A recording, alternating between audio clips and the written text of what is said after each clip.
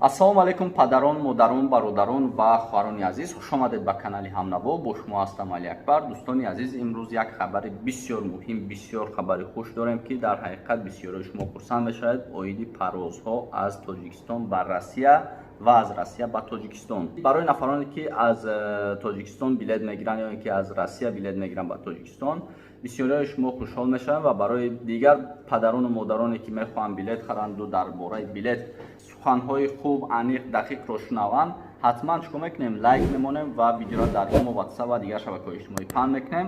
ҳозир ман ҳамашро пурратар мефаҳмонам. яъне ки дӯстони азиз, ин хабари хуш чи аст? Аз кадом таърихи рӯз 14 парвоз аллакай сар мешавад ва пули билетам арзон мешавад. Ин аз 27 августи соли 2021 худо хоста бошад. Дар ҳақиқат хабари хуш аст ки дар як ҳафта 4 парвоз буд, ҳозир 14 парвоз мешавад. ин барои шумо бисёр хуб мешавад ва 14 парвоз кишид, аллакай автоматик худаш чӣ мешавад? нархи билет поён меравад. Ва ман аз телевизиони Тоҷикистон видео ҳастай, боз пурратар мефаҳмонам дар онҷо.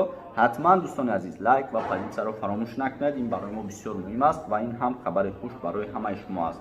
дӯстони азиз, биёед ҳозир мегзарем ба қисми наворӣ аз телевизиони Тоҷикистон, пурратар барои шумо мефаҳмонам. марҳамат, тамошо мекунед.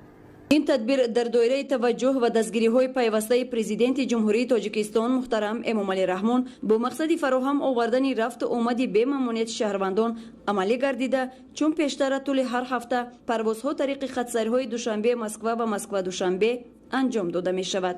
дар давраи хуруҷи вируси COVID-19 парвозҳои мунтазами байналмилалӣ муваққатан қатъ гардида буданд ва дар ҳоли ҳозир бо талошҳои бевосита пешвои муаззами миллат заминаи мусоиде фароҳам оварда шудааст ки парвозҳои мунтазами байналмилалӣ бо тамоми кишварҳое ки пеш аз пандемия муваққатан ин парвозҳо маҳдуд шуда буданд, давра ба давра барқарор карда шавад.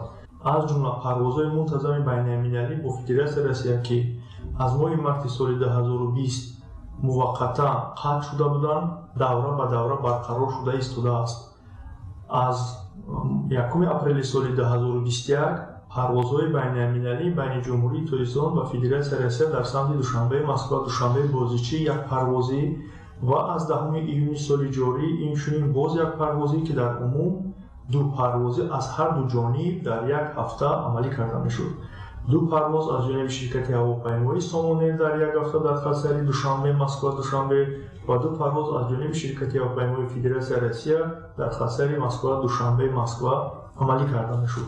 барқарор намудани хатсайрҳои ҳавопаймоӣ дар ин масир барои шаҳрвандон дар баробари рафту омади бемаъмуният инчунин ҷиҳати дастрасии чиптаҳо низ мусоидат менамояд. тадбирҳои беҳдоштӣ вобаста ба пешгирии паншавии бемории сироятии COVID-19 дар мамлакат барои барқарор намудани парвозҳои мунтазами ҳавопаймоӣ имконият фароҳам оварда, дар қатори дигар сокинони мамлакат донишҷӯёне ки дар хориҷи мамлакат таҳсили илм доранд метавонанд тариқи хатсайрҳои мавҷуда ва сарибахт озодона сафар намоянд. маҳз бо талошҳои бевосита пешвои муаззами миллат заминаи мусоиде фароҳам оварда шудааст ки парвозҳои мунтазами байналмилалӣ дар ин хатсайрҳо пурра барқарор карда шавад.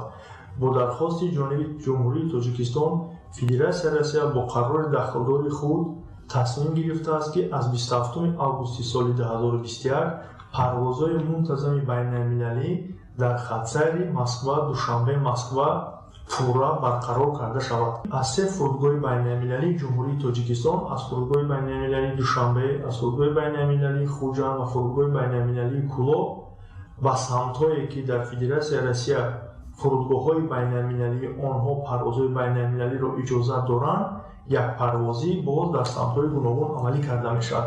дар маҷмӯъ агар гирем, дар як ҳафта парвозҳои байналмилалии мунтазам байни давлатҳо камаш 25-30 парвоз аллакай барқарор карда мешавад. зиёд намудани парвозҳои ҳавопаймоӣ тариқи хатсайрҳои Душанбе, Москва ва Москва Душанбе бо дар назардошти талаботи рӯз амалӣ карда шуда дар фурудгоҳи байналмилалии Душанбе шароити арзанда фароҳам оварда шудааст. Хуршедаи Наҷмиддин, Баҳодири Қурбон, Душанбе.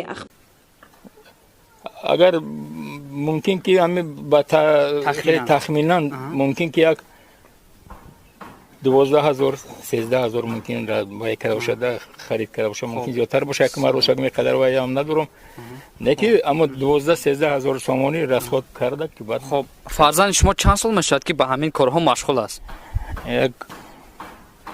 ممکن که یک 6 7 سال میشوم. ما فکر میکنم که دستگیری میشود بعد این نوار ما ممکن تغییرات شود و ما میتونیم که همین یک بار استفاده برای زوادید کردن شاید که اون کار طرز استفاده برید مرحمت عادی زوادی که گیری ممکن بهت این کدام فونکسیون ها رو دارد کدام وظیفه ها رو اجرا میکنه؟ با این خفاش یک وای داره که خیلی اونا اروبچه دارد میبنده اصلا در ما همه او کشی کمترک خیلی چه مشکل ترک رفته او میورن خیلی گم برم مور این خیلی قبچه باشه آمدم میامد و وسط میرم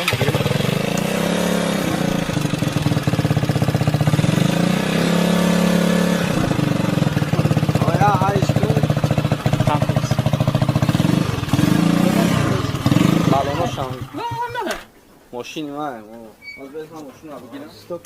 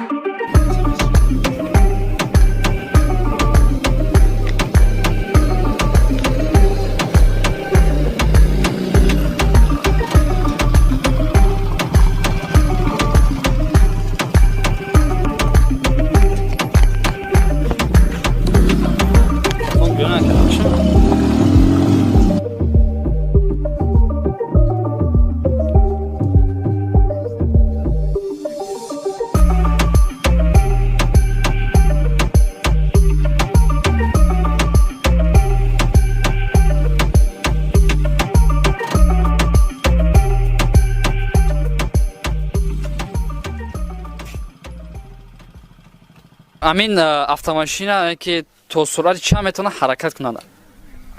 عموما تا 90 اگر که همین موتورش نقل باشه تا 120 میره موتورش که کهنه‌تره که ما 80 90 70 همین خیلی وزیرش میره. محصولاتی که استفاده برده میشه از کجا یعنی که جمع آوری میکنید؟ اصلا این سیدنیوش این چیزاش همون چی میگن؟ ای برام رفت من وزیر دم مرغ میگن چی میگن؟ ما رفته کهنه میخرن میگیرم یعنی ماشینایی که برای بگیم که چی میسپارنشون یعنی کهنه شده کهنه شده اینا شیشتنکاش رولش چیزی که شکل کرده برآوردگی باشه. تو با حال حاضر پسر شما یگام شاگرد تیار کرده در اینجا ده؟ آخه خیلی که شاگرد بچهش میده ترکای اصلا خودش طاقت کار کردن ناز میبینه